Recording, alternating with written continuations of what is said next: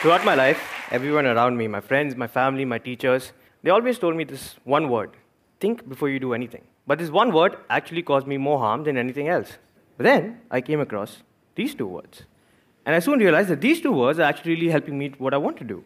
So I'm going to tell you guys my story and tell you how these two words have really helped me shape my life. When I was in school, I used to think before I would raise my hand to ask the teacher a question. I would think before answering the questions in my own words. I would think before doing anything. And in the process, I didn't end up doing anything at all. But then, in 11th standard, I became extremely fascinated by the concept of filmmaking. The fact that you can take a small little handycam and then show the rest of the world what's inside your head, I thought that's a very, very powerful medium. At the end of high school, I went up to my mom and her best friend, Anu auntie, who always seems to take an active interest in my life. I told them I want to be a filmmaker.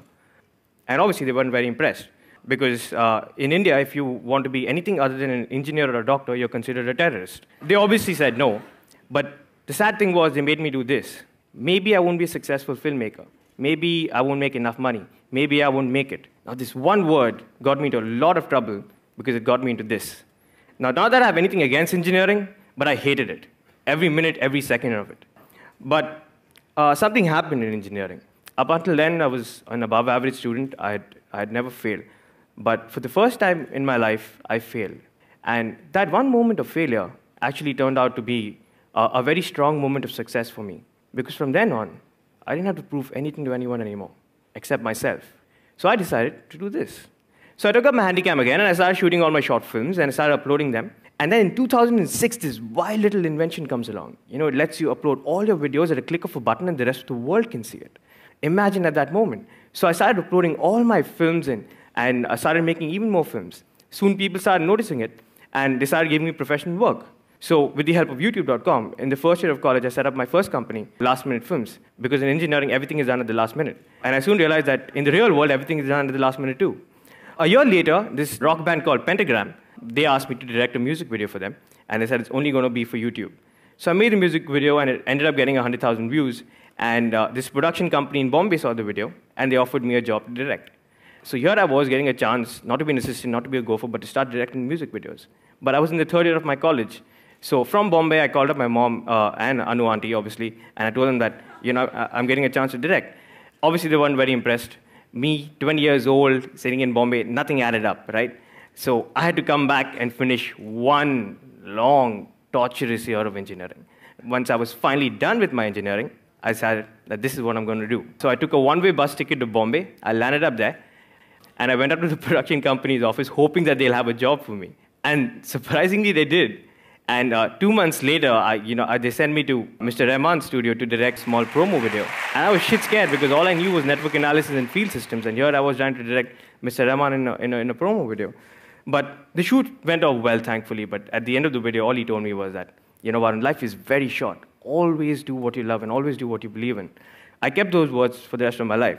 A couple of months later, I was directing a music video for Shankar Ehsaan Loy. The star of the music video was one of India's biggest actresses, Preeti Zinta, and she refused to believe I was the director. I was 20 years old and I looked 15, and she definitely didn't buy it, and you can see from the picture, she definitely doesn't look happy with me trying to direct her.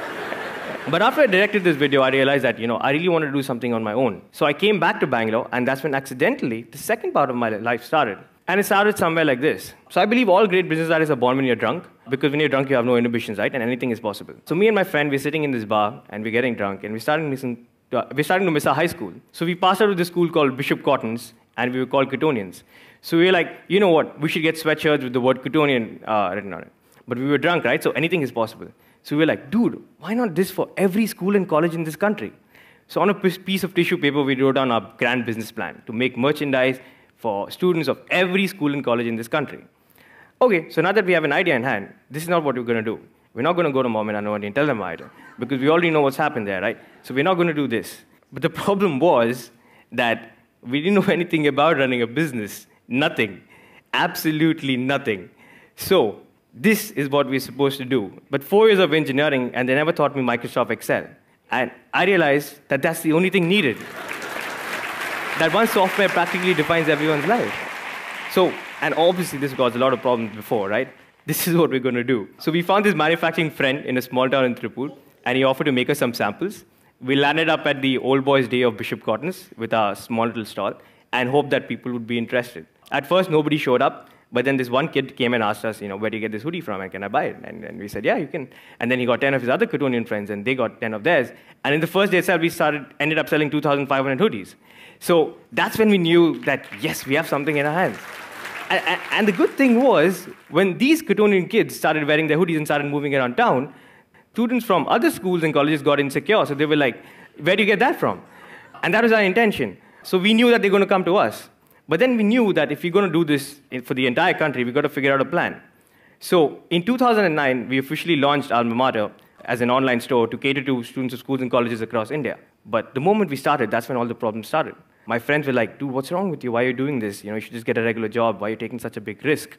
My mom was really worried because she thought I won't get any dowry. In India, if you don't work for Infosys, you do not get dowry. My mom was really worried. And Anu auntie called me a t-shirt salesman. All of this really started playing with my head, and I became really insecure. And I was like, what am I doing? What am I doing? And then I just went back to that one small moment of engineering where I failed. And I thought, I failed in engineering, and nothing bad happened. If I fail in this, what's the worst? So we decided to give it a shot. And soon enough, things began to change. We started growing. People started noticing us. They put us on the cover of India's biggest magazine. They wrote more than 50 newspaper articles around us. And this is where Alma Mater is today. So we work with over 3,000 schools and colleges across 200 different cities with over 4 lakh students, all sitting out of that one small office in Bangalore. But the coolest part about this is, exactly a year later, my friend and I were sitting in the same bar, and this random kid walks past us wearing a Cottonian hoodie. Man, that one moment, I think that one moment is success. For me, success is not money, it's not cars, or it's not a bank balance. It's moments like these. The moment we saw that kid walk past us, and exactly a year later, we just looked at us. We didn't say anything. So for me, that was my greatest moment of success. And that success came because of don't think. So in the meantime, we kept last-minute films running, obviously, and we ended up with over 1 million views on our YouTube channel. And the best part was YouTube made us a partner. So apparently they sent me a mail that's saying that now every time anyone sees your videos, we'll pay you. I thought that was really, really awesome because my dad was really worried, why am I uploading all these videos? But the moment he came to know that I'll get paid for it now, he was like, you should upload as many videos as you can. So now I come to the very interesting part of this story. This Anu auntie character, right? She was always a strong part of my life. She's that character who always, butts her nose in all of my activities. So I had to figure out, how to deal with this situation. So I should write a lot of notes on Facebook and blogs about Anu auntie and, secretly telling them about, how she's damaging my life. And then somebody said, you should write a book about it. The problem was there are 50,000 words in a book. The most number of words I've ever written is 500 words. So I was like, how will I write a book? But then I remember my English teacher once told me, everything looks tough until you actually go ahead and do it. So I started, and I never stopped, and I actually wrote 60,000 words. And I wrote a book called How I Braved Anu Auntie and co-founded a $1 million company. We made our greatest adversary, Anu Auntie, into our brand ambassador, right? Because the book was about how we started Alma Mater. And Anu Auntie became really famous. So here she was going around telling everything against us, and now she was famous. She couldn't say anything against us anymore. But the most interesting thing about the book was we were bootstrapping, right? So we never had money to market our company. So now somebody else is marketing our company and paying us. You get paid for marketing. I never thought that a concept like this could exist. I only realized that you have to pay a lot for marketing. But there's also a way where someone else can pay you to market your very own company. I knew that the book was doing really well because it sold a lot of copies. But the most interesting thing was when I walked into an auto and the auto guy was selling my book. And I took this picture and I sent it to Anu auntie. And she sent it to all her friends because for her, this was the high point. So I'm going to end my talk with a small little story since Ink is all about stories. It's about 2 gentlemen, Mr. Rajat and Mr. Ashok. So I met Rajat on a plane and he told me the story. They both went to IIT in the 1980s. Then they went to Harvard Business School. Ashok went on to work for Apple. Rajat went on to work for a big consulting firm. Rajat recently came down to India for a business meeting. His car broke down in Calcutta, and they took him to this garage. And he found that the guy who was repairing the car was Ashok. Rajat was shocked. He was like, Ashok, how could you be repairing the car? You're the smartest kid I ever knew. You should probably be the CEO of some company. Then Ashok told him his story. He said, you know what, I worked for Apple for a few years, and I came back to India, made a company that increased fuel efficiency, sold that, and then started this garage because all I really loved was repairing cars with my very own hands. Rajat was the one telling me the story.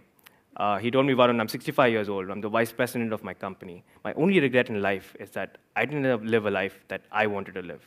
I lived a life that somebody else wanted me to live. And all he told me was, don't give up on your dreams. And for me to do that, I think, don't think, just do. Thanks.